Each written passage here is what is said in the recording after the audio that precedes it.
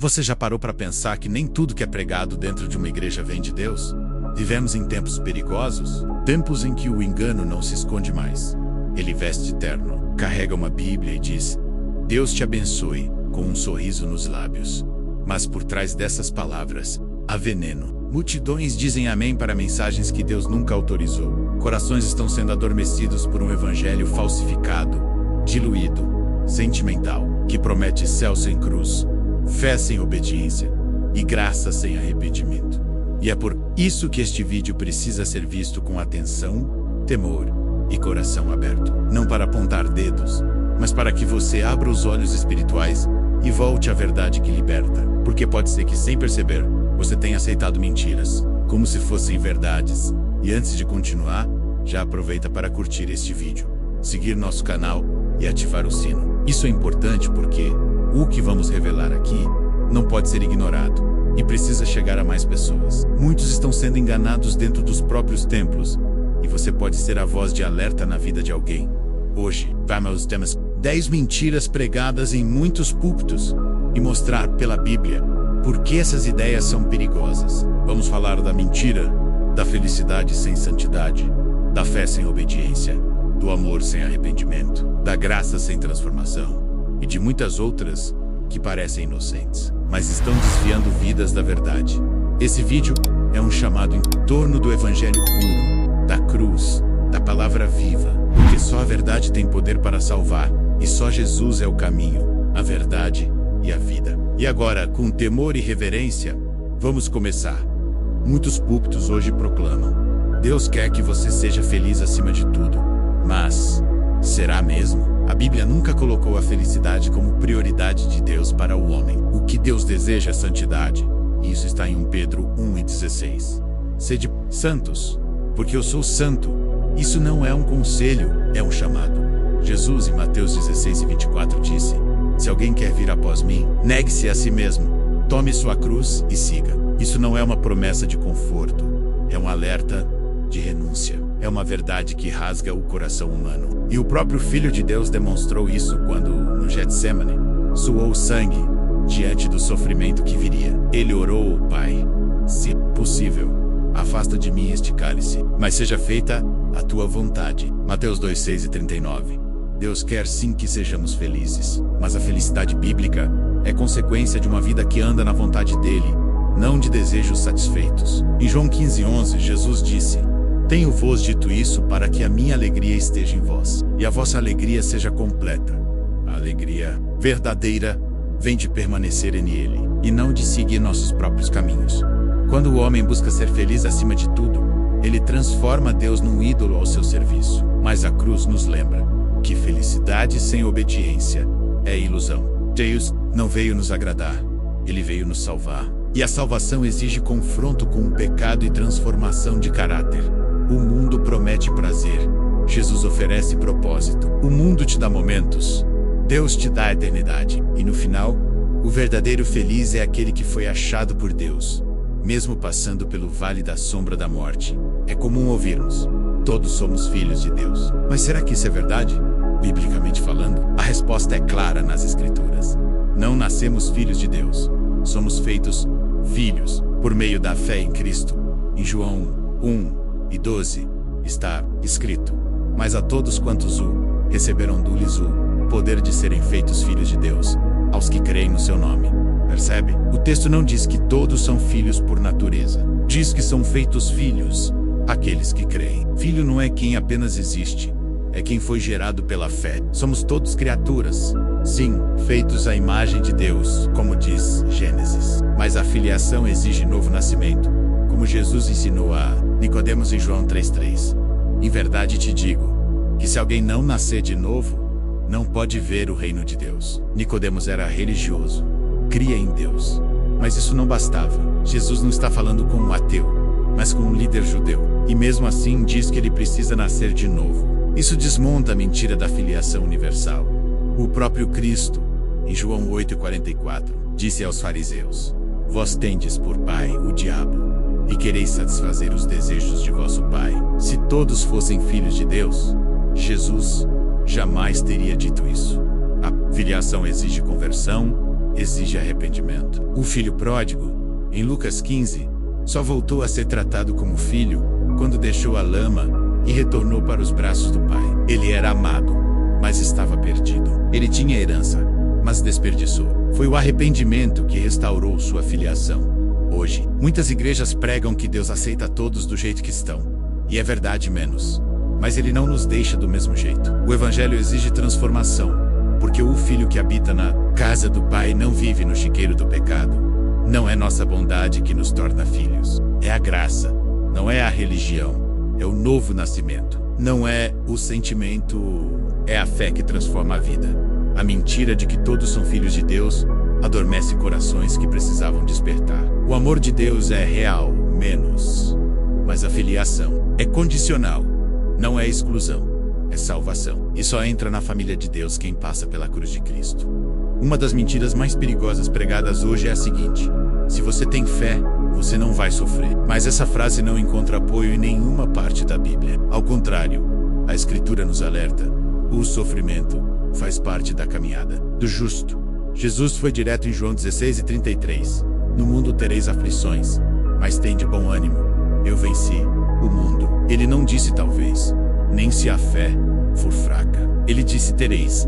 É certo que o sofrimento virá, veja o apóstolo Paulo, um homem de fé inabalável. Em 2 Coríntios 12, 7-9, ele confessa que tinha um espinho na carne. 3 vezes pediu a Deus que o retirasse, mas ouviu: a minha graça te basta, porque o meu poder se aperfeiçoa na fraqueza. Deus não removeu o sofrimento, sustentou Paulo dentro dele. E o que dizer de Jó? Homem rítuo, temente a Deus, que perdeu tudo: filhos, saúde, riqueza, e mesmo assim declarou: o Senhor deu, o Senhor tirou. Bendito seja o nome do Senhor. Jó 1:21. A fé verdadeira não nos livra de todas as tempestades, mas nos mantém de pé dentro delas. Hebreus 11, o capítulo da fé, não apresenta uma galeria de vitoriosos terrenos, mas de sofredores firmes. Homens que foram apedrejados, cerrados ao meio, presos, perseguidos, e ainda assim, não negaram sua fé. A mentira de que o sofrimento é sinal de fé fraca cria uma geração frustrada. Pessoas que acham que Deus falhou quando a dor chegou. Mas não foi Deus que falhou, foi a promessa falsa que enganou. Lucas 9:23 traz o convite real de Jesus. Se alguém quiser vir após mim, negue-se a si mesmo. Tome cada dia a sua cruz e siga. A cruz não é decoração, é renúncia, é caminho estreito, é parte da jornada cristã. A boa notícia: Deus prometeu estar conosco em cada lágrima. Ele não diz não sofrerás, mas diz: nunca te deixarei, jamais te abandonarei.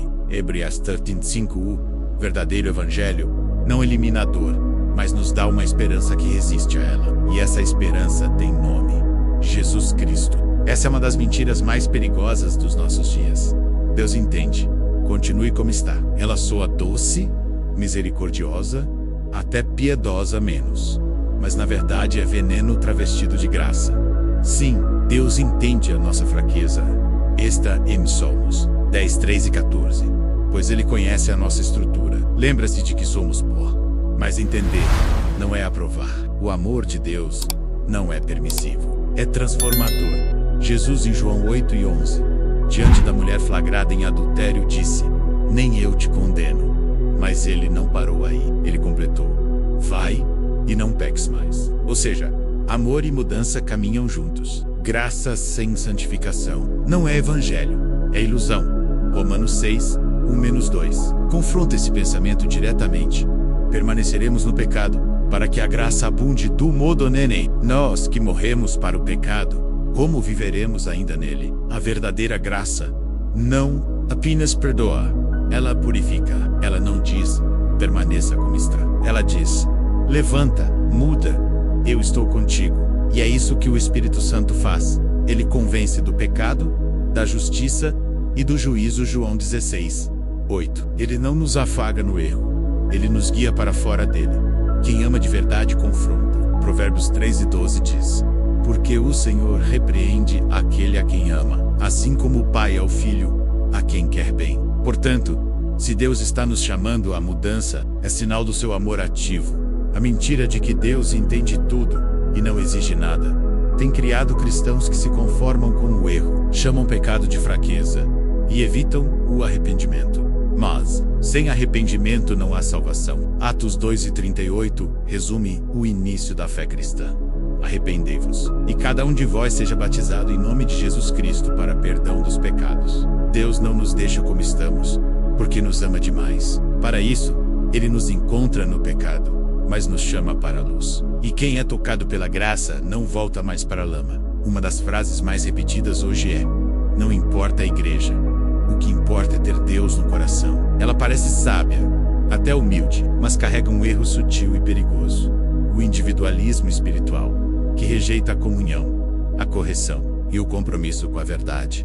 A Bíblia diz em Hebreus 10:25: não deixemos de congregar-nos, como é costume de alguns, antes façamos admoestações, e tanto mais quanto vedes que o dia se aproxima. Ou seja, o próprio Espírito Santo nos orienta a estar inseridos no corpo de Cristo, não como evento social, mas como disciplina espiritual.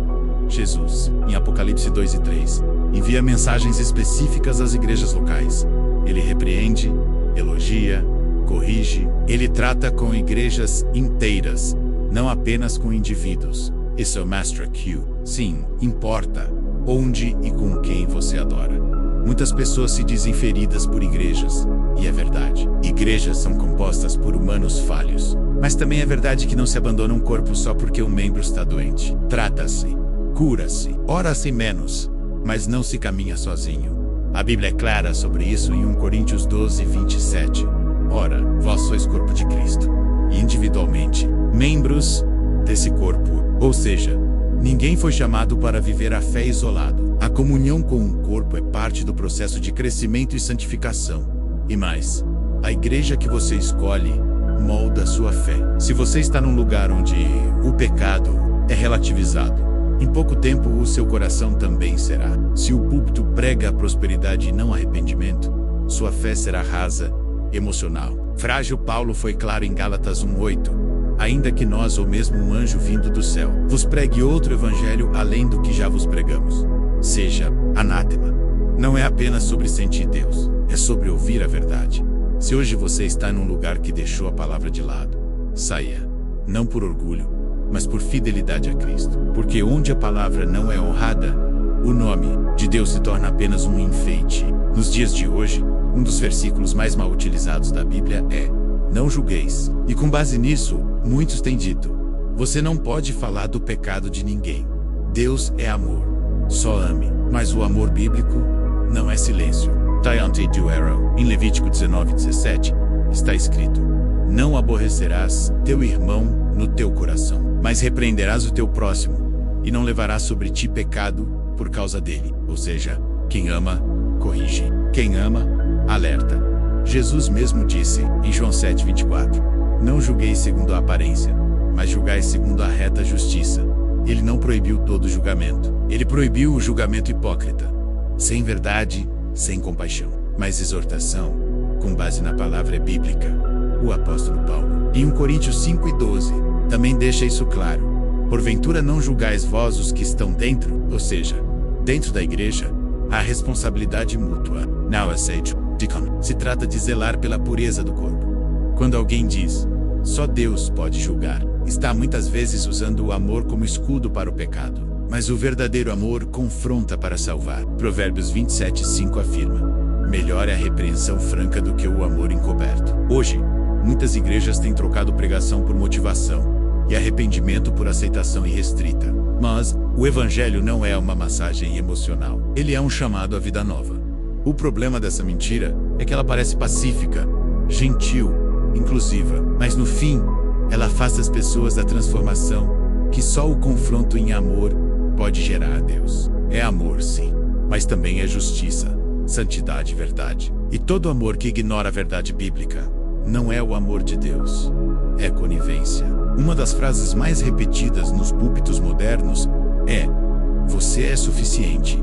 Ela parece motivadora, parece libertadora, mas quando analisada à luz da Bíblia, revela-se uma distorção perigosa da verdade. A Bíblia nunca diz que somos suficientes em nós mesmos. Pelo contrário, ela revela nossa total dependência de Deus. Em João 15:5, Jesus foi direto: sem mim, nada podeis fazer. Nada, nem metade, nem um pouco, nada. A suficiência que o mundo prega é autoexaltação, mas o Evangelho prega humildade, dependência e entrega. O apóstolo Paulo, em 2 Coríntios 3:5, afirma: não que sejamos capazes por nós de pensar alguma coisa como de nós mesmos, mas a nossa capacidade vem de Deus. A mentira de que você é suficiente alimenta o ego, fortalece o orgulho e apaga a cruz. Porque se eu sou suficiente, por que precisaria de arrependimento, de redenção, de um Salvador? É por isso que essa mensagem agrada tanta gente. Ela elimina a necessidade de mudança. Ela oferece consolo sem confronto. Mas a verdade é que só há salvação quando o homem reconhece que é insuficiente. Em Romanos 3:23 está escrito: todos pecaram e carecem da glória de Deus. E o versículo seguinte, Romanos 3:24, completa: sendo justificados gratuitamente pela sua graça, pela redenção que há em Cristo Jesus. Ou seja, não somos suficientes, mas Cristo é. A verdadeira liberdade não está em se achar bom o bastante, mas em se render ao único que é bom, Jesus. Quando pregadores substituem o arrependimento por autoestima e a graça por empoderamento humano, o foco sai de Cristo e volta para o homem. E quando o homem ocupa o centro, Deus sai de cena. O verdadeiro evangelho não diz: você é suficiente. Diz: a minha graça te basta. 2 Coríntios 12:9. Vivemos tempos em que muitos pregam um evangelho moderno, mais leve, mais palatável. Um evangelho onde a cruz é citada, mas o arrependimento é omitido. E aí entra a grande mentira: Deus te ama do jeito que você está e não precisa mudar. Sim, é verdade que Deus nos ama como estamos, mas é igualmente verdade que Ele não nos deixa como estamos. Esse é o princípio do verdadeiro evangelho: amor que acolhe, graça que transforma. Jesus inicia seu ministério dizendo, em Marcos 1:15, arrependei-vos e crede no evangelho. Essa foi a primeira ordem. Sem arrependimento, não há fé genuína. Em Atos 17:30, Paulo declara: Deus, não levando em conta os tempos da ignorância, manda agora que todos, em todo lugar, se arrependam. Ou seja, o arrependimento não é uma opção, é um mandamento. A cruz de Cristo não foi erguida para que o homem seguisse seus próprios caminhos, mas para que morresse para o pecado e vivesse para Deus, como está escrito em 2 Coríntios 5:17. Se alguém está em Cristo, nova criatura é. As coisas velhas já passaram, eis que tudo se fez novo. A mentira do evangelho sem arrependimento cria cristãos que continuam presos aos mesmos pecados, mas com a consciência anestesiada. É um evangelho que não salva menos, apenas entretém. Um evangelho que não cura menos, apenas mascara. Romanos 6:1-2. Pergunta: permaneceremos no pecado para que a graça abunde? De modo nenhum. A graça não é uma desculpa para continuar pecando. É o poder para abandonar o pecado. Verdadeiro arrependimento envolve mudança de mente e de direção de vida. É o dar frutos, como João Batista declarou em Mateus 3:8. Produzi frutos dignos de arrependimento. E onde não há arrependimento, não há cruz, não há fé verdadeira, não há novo nascimento. O Evangelho de Jesus não é apenas um convite, é um chamado, é a rendição. E a porta de entrada se chama arrependimento. Uma das maiores distorções atuais é a crença de que ter fé basta menos obedecer é secundário. Muitos dizem: eu creio em Deus, e isso é suficiente. Mas a Bíblia responde com firmeza: fé sem obediência é morta. Em Tiago 2:17 está escrito: assim também a fé, se não tiver obras, é morta em si mesma. E no verso 19, Tiago vai mais fundo: crês tu que Deus é um só? Fazes bem? Até os demônios creem menos e tremem. Ou seja, crer na existência de Deus não nos torna salvos. Obediência é evidência de uma fé viva. A fé que não transforma a conduta não foi plantada pelo Espírito. Jesus foi direto em Lucas 6:46. Por que me chamais Senhor, Senhor, e não fazeis o que eu digo? O verdadeiro senhorio de Cristo exige submissão à sua palavra. Em João 14:15, Jesus declara: se me amais, guardareis os meus mandamentos. E mais à frente, no verso 23, ele diz: se alguém me ama, guardará a minha palavra. Ou seja, fé e obediência andam de mãos dadas. Não se trata de legalismo, mas de fidelidade. Não obedecemos para sermos salvos, obedecemos porque fomos salvos. Abraão não foi chamado pai da fé apenas porque creu, mas porque demonstrou sua fé em atos. Hebreus 11 está repleto de exemplos assim. Homens e mulheres que creram menos e obedeceram, mesmo quando custou caro, mesmo quando o caminho era estreito. A mentira da fé sem obediência cria um cristianismo frágil, superficial. Gera crentes que dizem Senhor, Senhor, mas não carregam cruz nenhuma. Gente que o canta, mas não perdoa. Que ora, mas não se rende. João 2:4 é claro e firme. Aquele que diz, eu o conheço, e não guarda os seus mandamentos, é mentiroso e a verdade não está nele. A verdadeira fé gera obediência. A verdadeira fé ouve, se curva, obedece menos, mesmo quando dói. Porque quem crê de verdade, segue de verdade.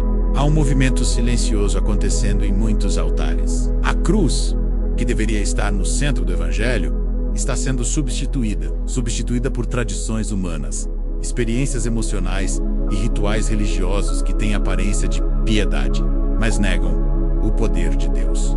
Gálatas 6:14 diz: longe esteja de mim gloriar-me, a não ser na cruz de nosso Senhor Jesus Cristo. A cruz ele não é símbolo decorativo. É o altar onde o pecado foi vencido. É o lugar de morte do eu, de renúncia, de transformação.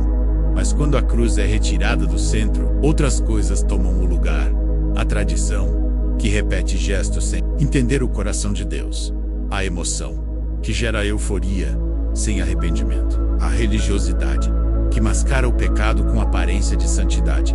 Jesus enfrentou esse mesmo problema em seu tempo. Marcos 7:7-8 diz: em vão me adoram, ensinando doutrinas que são preceitos de homens. Porque, deixando o mandamento de Deus, retendes a tradição dos homens. Ou seja, a aparência religiosa não impressiona o céu. O que Deus procura são adoradores em espírito e em verdade. João 4:24.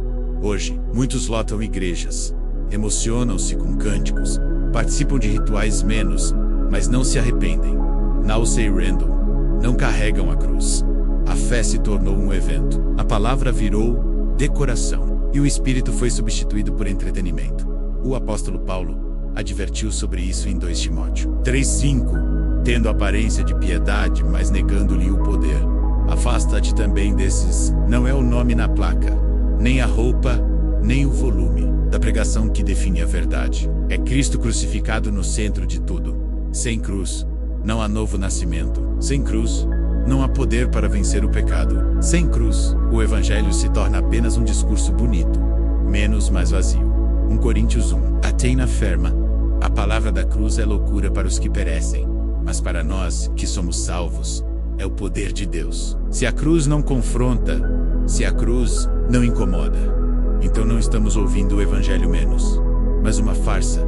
Voltar à cruz é voltar à essência. É deixar que Cristo governe, que o Espírito transforme, que a palavra purifique, porque sem cruz não há salvação.